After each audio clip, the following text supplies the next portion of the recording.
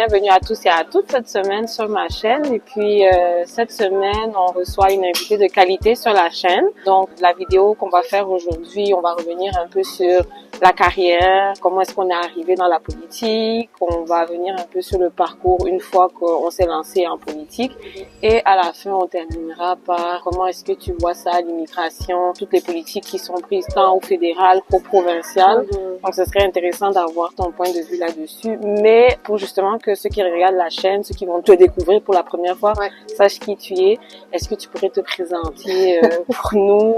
J'ai Vas-y, me présente comme freestyle, comme tu veux. Oui, merci. D'abord, merci de m'avoir invité. Ça me fait vraiment plaisir. Je t'en prie, ça fait longtemps. Oui, c'est vrai, ça fait longtemps. Oh my God, c'est fou. Mon nom, c'est Christina Nancy et Angos. Certaines me connaissent sous le nom de Kelly. Bon, oui, ça dépend de la proximité.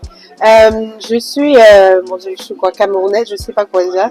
J'habite à Montréal. Ça fait 15 ans.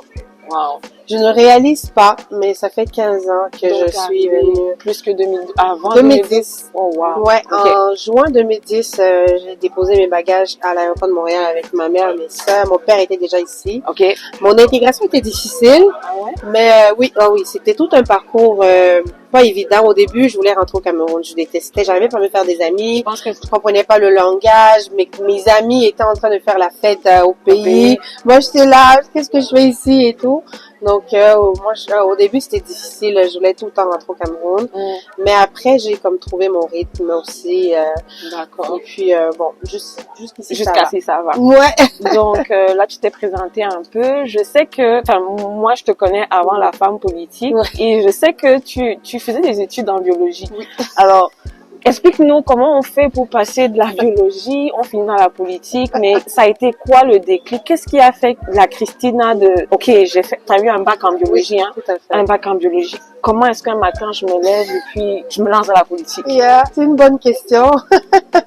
En fait, c'est dans se connaître. OK.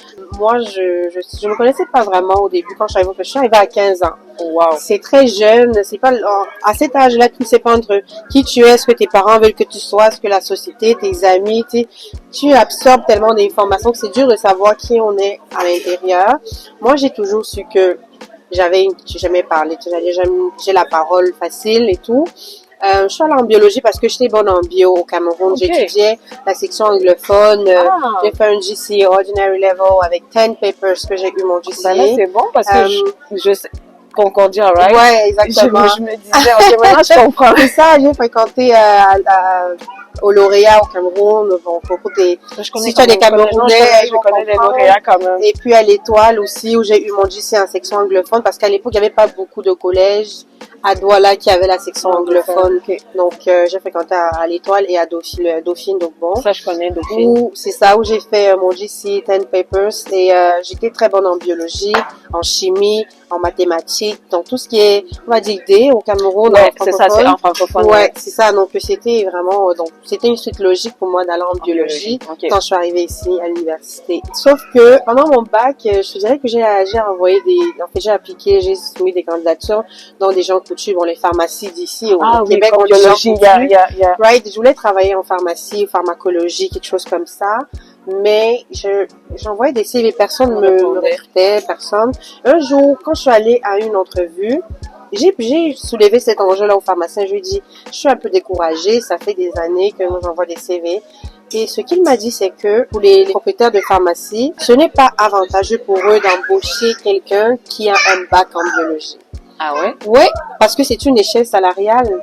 Ah, d'accord. Et eux, ce sont des entrepreneurs, ils veulent faire du profit et tout. Donc, ils préfèrent embaucher des gens qui n'ont aucune expérience, les former, ils peuvent les payer au salaire minimum que d'embaucher quelqu'un qui a un bac. Alors moi, ça m'a cassé. Ouais. C'est comme quoi? Donc, je suis en train de me mélanger, ça m'a vraiment, j'ai plus vu loin.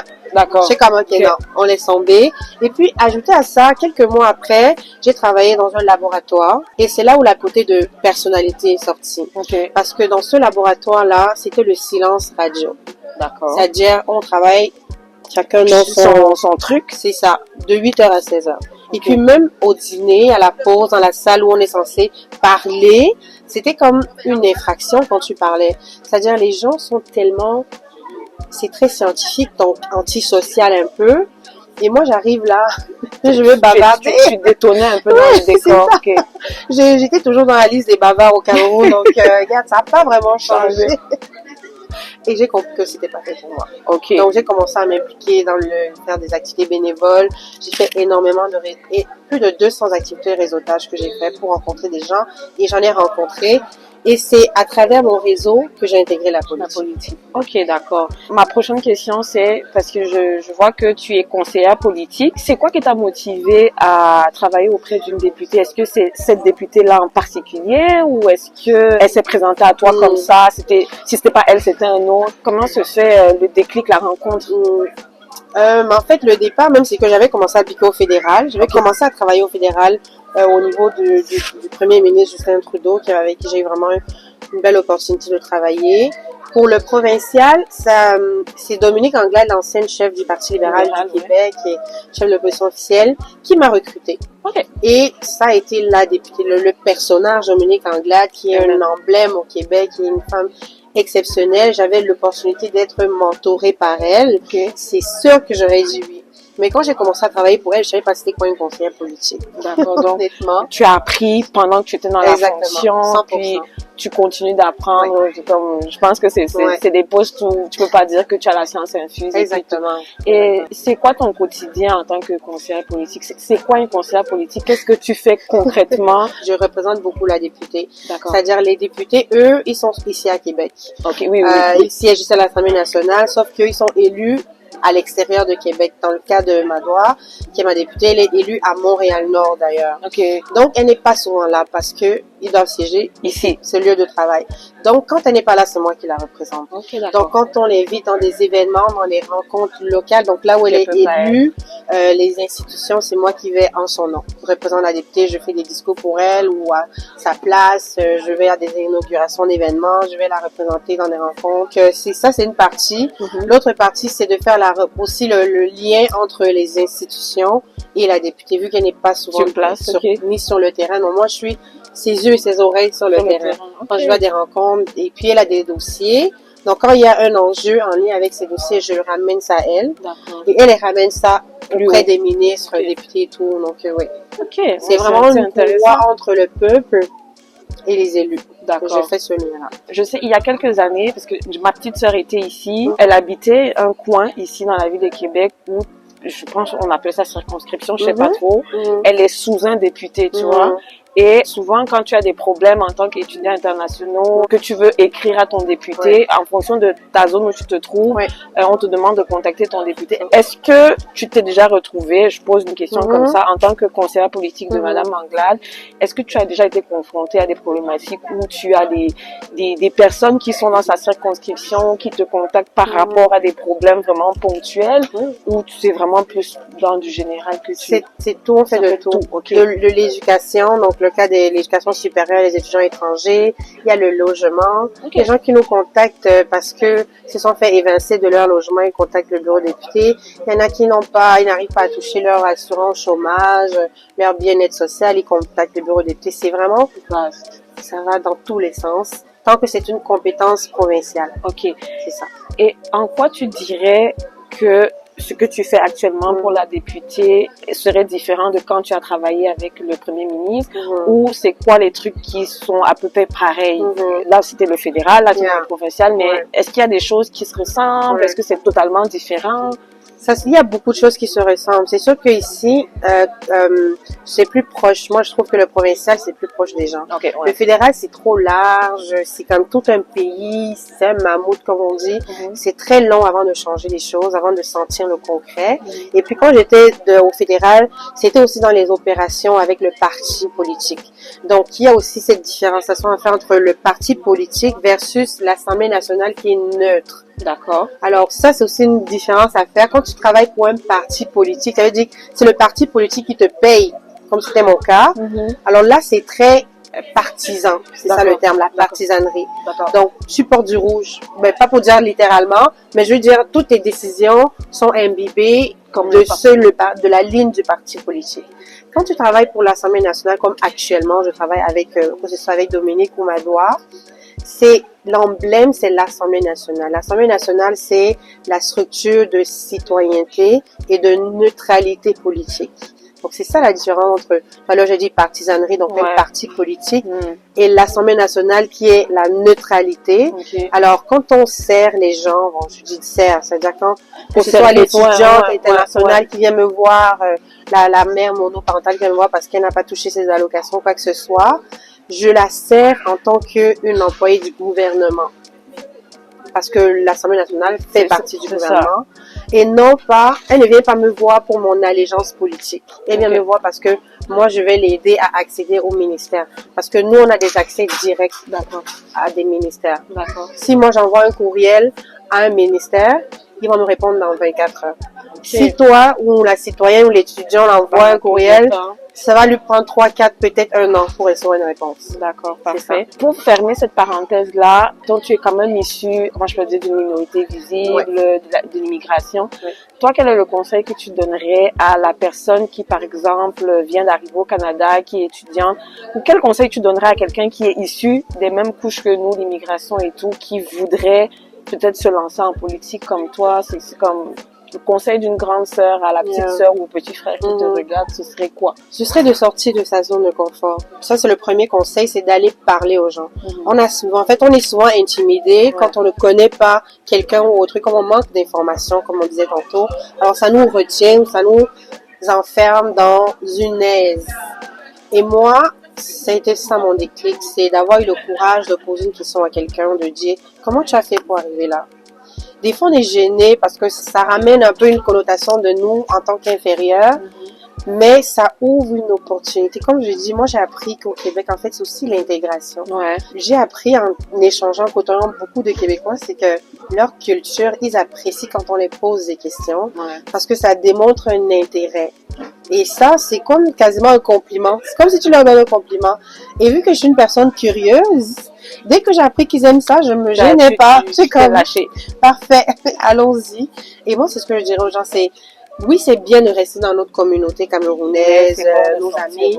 C'est essentiel d'aller voir ailleurs, de s'intégrer. Moi, je suis, c'est pas parce que je suis intégrée que j'ai perdu mon attachement au Cameroun ou à mes amis camerounais, mes potes, pas du tout.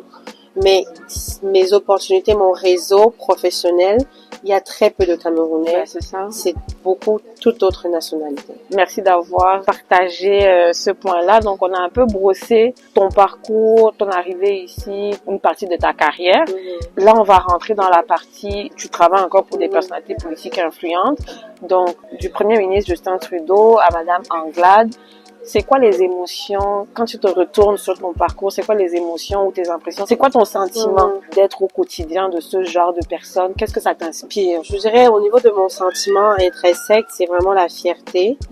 Parce que, comme on dit, c'est vraiment started from the bottom. Dans ma famille, je viens pas d'une famille riche, ou quoi que ce soit, ou privilégiée, que ce soit au Cameroun ou ici. Puis, des fois, on a le privilège de faciliter l'accès à certaines choses, Ici ou là-bas, c'est la même chose, c'est la même dynamique. Alors, en étant, moi, une fille d'un monsieur et madame lambda, qui a réussi à avoir accès à ces personnalités, comme tu dis, c'est un grand sentiment de fierté déjà personnel, mais aussi, je pense qu'il y a aussi démontré du fait que j'ai toujours pris au sérieux l'héritage que je porte. C'est-à-dire que mes parents, quand ils sont arrivés ici, ils ont vécu beaucoup de barrières. Ma mère, ses diplômes n'ont pas été reconnus, son expérience de travail n'a pas été reconnue. Mon père est retourné au cégep.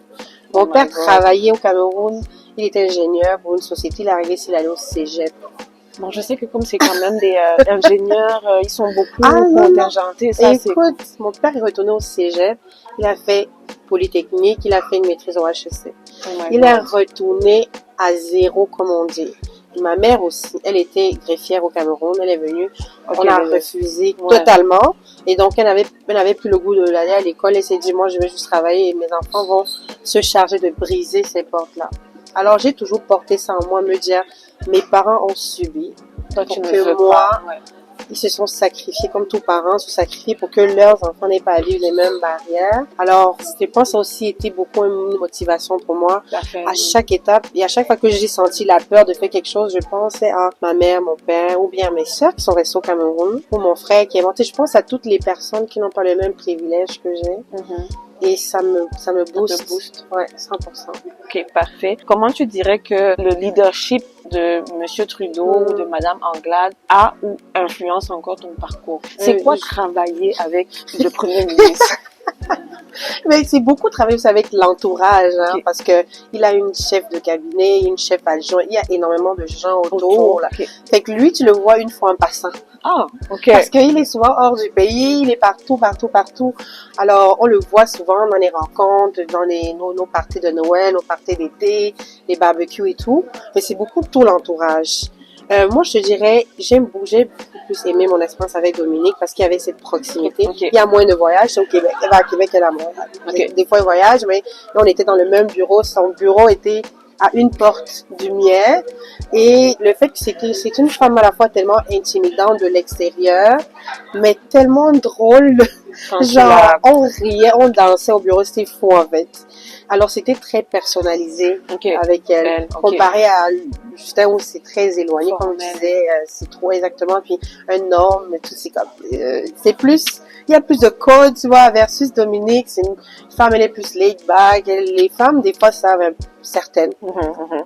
Savent créer une belle ambiance. Ouais. Donc, ça a été décisif pour moi, très marquant. Et ça m'a aussi beaucoup validé d'avoir justement pu avoir, d'avoir travaillé avec au fédéral ou avec Justin, et tu arrives au provincial et j'arrive à travailler toujours avec la chef de parti.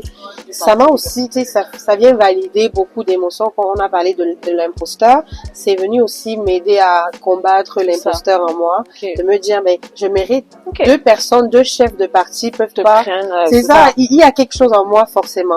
C'est ça. Ok, parfait. Tu as aussi été candidate aux élections générales provinciales de 2022 dans la circonscription Camille Lorrain contre le chef du Parti québécois. Je suppose, hein, je me dis que ça doit être une expérience super marquante. Puis déjà, pourquoi cette circonscription-là? Qu'est-ce qui t'amène? Je suis pas très bonne en géographie des circonscriptions. Pourquoi cette circonscription-là, de cette expérience-là, qu'est-ce que ça t'a inspiré de te présenter, par exemple? Pourquoi cette circonscription? C'est là où j'habitais. C'est dans l'est de Montréal. Parfait. Et même si ce n'était pas, il y a aussi ce jeu en politique où quand tu te présentes, beaucoup de gens vont choisir là où c'est gagnable. Parce qu'ils veulent être élus. Exactement. Et moi, quand j'allais en politique, c'était pas pour être, en tout cas pas cette fois-là. La première fois, c'est pour apprendre. C'est ça. Donc, moi, je voulais me présenter quelque part où je connaissais les enjeux. Justement parce que j'ai vu énormément de poteaux et c'est pas joli, les poteaux. Par poteau, c'est-à-dire c'est des personnes que les partis politiques placent juste pour avoir un candidat.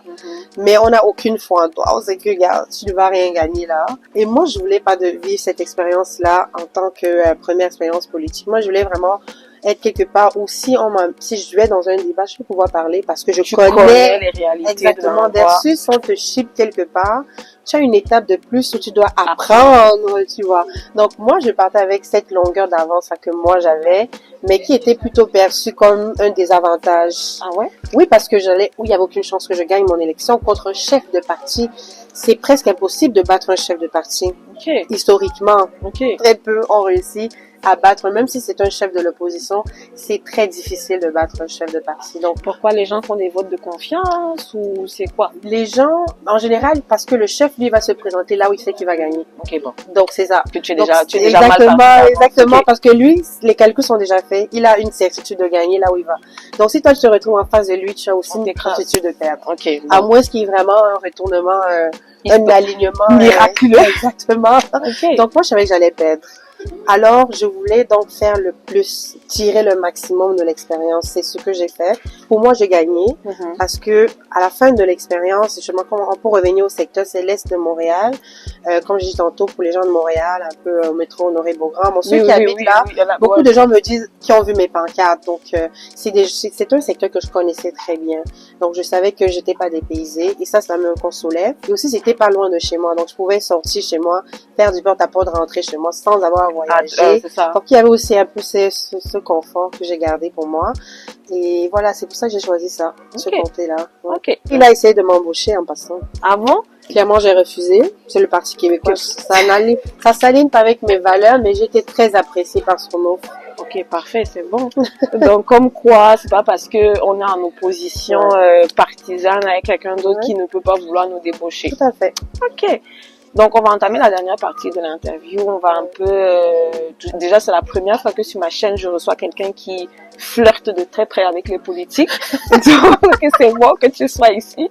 Parce que je sais que par ma voix, beaucoup de personnes vont pouvoir beaucoup réagir à cette vidéo. Donc, si dans les prochaines semaines, tu reçois plus de demandes sur Instagram ou que ton LinkedIn est plus achalandé, vraiment, c'est parce que les gens vont se dire qu'au moins, on peut s'identifier à toi, tu vois. Tu fais pas, tu viens de l'immigration, puis t'es une, comment je peux dire, une minorité genrée, puis tu es une femme noire, puis tout ça.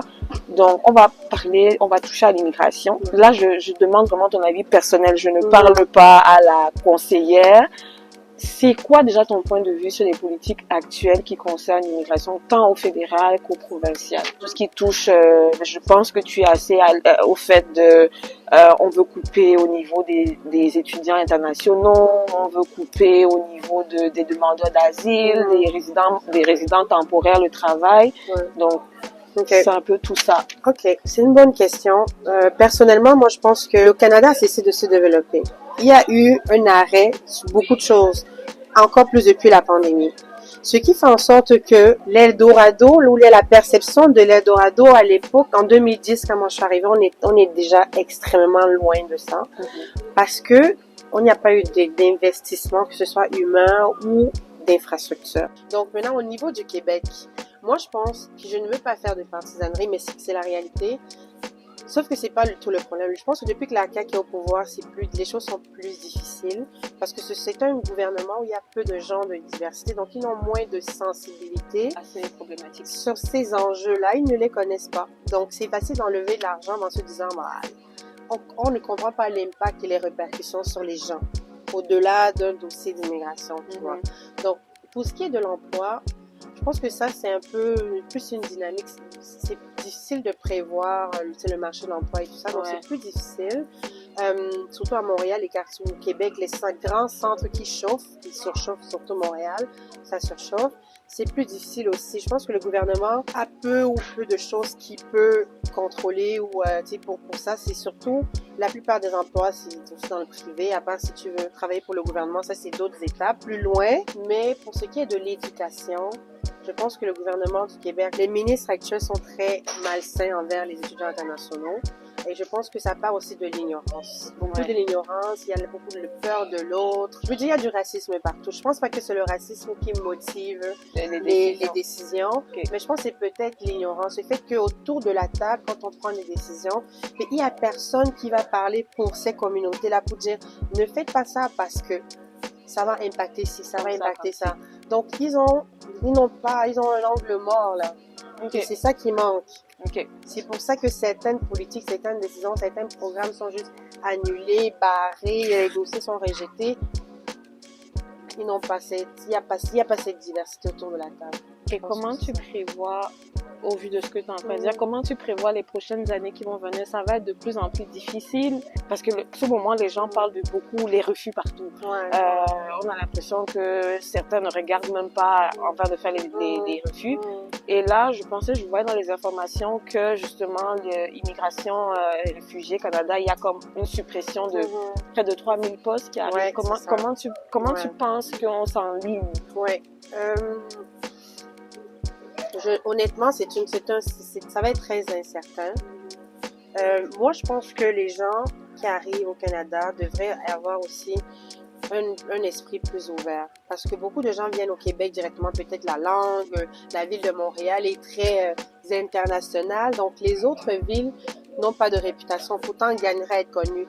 La ville de Lévis, Trois-Rivières, c'est des petites villes où je pense qu'on peut se développer, mais les gens qui arrivent, des fois, on va à Montréal. Puis je comprends, il y a le multiculturalisme. Des fois, tu n'as pas tellement, tu as l'impression d'être au pays parce que c'est tout. C'est ça. Mais quand même, moi, je pense que au niveau du Canada, il y a beaucoup de travail à faire en termes de se positionner. Qu'est-ce qu'on veut faire? Même pour les réfugiés, c'est la même chose. On accepte parce que on a eu une grande vague des réfugiés des États-Unis. Moi, je me souviens, j'étais en poste, j'étais dans le communautaire au début, puis après en politique. Énormément de demandeurs d'asile venaient des États-Unis qui avaient fait des parcours de ouf, quitter d'un pays, aller au Brésil, en République dominicaine, pour entrer aux États-Unis, pour entrer au Canada par le fameux chemin Roxham, très politisé où les gens sont morts en essayant de traverser. Je pense que le Canada, qui a toujours gagné une réputation comme un pays d'accueil, une terre de tout, doit vraiment se repositionner, sincèrement. Puis, et les autres pays où les personnes impactées ne doivent pas voir ça comme une fermeture. Mais je pense le Canada même a besoin de ça pour que même les Canadiens ne se sentent pas étouffés. Ouais. Okay. Je pense que c'est nécessaire et c'est essentiel. Et de réadopter notre stratégie. Parfait. Donc ça, c'était notre mot de fin. Merci beaucoup d'avoir partagé. Je ne veux pas non plus que tu donnes un avis qui peut t'impacter, toi, dans la suite de ton travail. Donc, c'est vraiment intéressant. Puis, je te remercie d'avoir accepté l'invitation. Si j'ai un mot de fin, je sais. Je dirais, moi, je pense que peu importe où on est, au Canada, au Cameroun, en France, je pense que le plus important, je veux dire, si quelqu'un a un projet d'immigration, particulièrement au Canada, ce que je connais, il faut s'informer. Il faut pas tomber dans le sensationnalisme ou dans le réputationnel ou l'image. Les réseaux sociaux, c'est bien, les images, les réseaux sociaux. Mais je pense qu'il faut réellement et sincèrement s'informer des risques avant. Parce que c'est pas juste le bon côté. Moi, je connais énormément de gens qui m'envoient des messages. Oh, tu peux m'aider à mon dossier d'immigration? Je suis comme, je ne peux pas t'aider. Parce que tu t'es mis dans une position. Et c'est important que tu le dises parce que tu es conseillère politique. Même si certaines personnes peuvent te contacter parce que tu travailles pour une députée, elle ne peut pas dicter à l'immigration comment ils font leur travail. Exactement. Puis moi, même quand je parle avec des agents d'immigration, je peux, comme on dit, vouch pour toi. Je peux dire, non, cette personne a fait ci, cette personne mérite de rester au Canada et tout. Mais c'est pas moi qui c'est ça. Alors, surtout s'il y a des irrégularités dans un dossier, il y a à un moment donné, il y a des choses qu'on peut pas faire. Comme sans nécessairement mentionner, il y a quelqu'un que je connais, un Camerounais, qui a déclaré à Zik, qui a menti dans son dossier, qui vivait dans le Nord, sauté, joué sur la situation au Cameroun, c'est comme, tout ça. Maintenant, après, la personne arrive au Canada avec 4 ans. Parce que c'est long pour passer devant la cour de l'IRCC. Et les juges l'ont déterminé non recevable. Sa demande d'asile a été refusée. Et qu'est-ce que tu dois faire? Tu dois quitter le Canada, tu dois libérer le tien en 2 semaines pour partir. Et là, dans son 2 semaines, il me dit, aide-moi. Je ne peux pas t'aider. Je ne peux rien faire. Parce qu'il y a maintenant, là, le Canada, aussi réveillé, il y a eu beaucoup de fraude. Ouais. Il y a eu énormément de fraude. Alors, les Canadiens, l'État canadien, la GRC, toutes ces institutions se sont adaptées aux fraudes. Et ça fait en sorte qu'il y a un niveau de vigilance tout le monde va qui est payer, plus élevé. C'est ça. Et tout le monde paye. C'est exactement ça. Donc, il faut s'informer, faut être vrai. Il faut vraiment le plus possible être vrai. Je sais que des fois, c'est ça. Parce que quand les gens partent de chez eux, c'est généralement parce que tu veux aller vers une vie meilleure et tout. Donc vraiment, merci beaucoup de ton expérience. C'est très inspirant quand même. Je pense aussi pour ceux qui vont tomber parce que en général, on ne parle pas beaucoup des personnes qui réussissent au Canada. On ne voit pas beaucoup de figures comme ça. Donc vraiment, en tant que personne politique, tu es la première sur la chaîne. J'ai déjà eu une avocate, donc on espère qu'on va avoir plus de... Je te souhaite. Merci pour ton initiative. De personnages comme ça. Merci beaucoup. Puis tu fais une bonne route. Merci.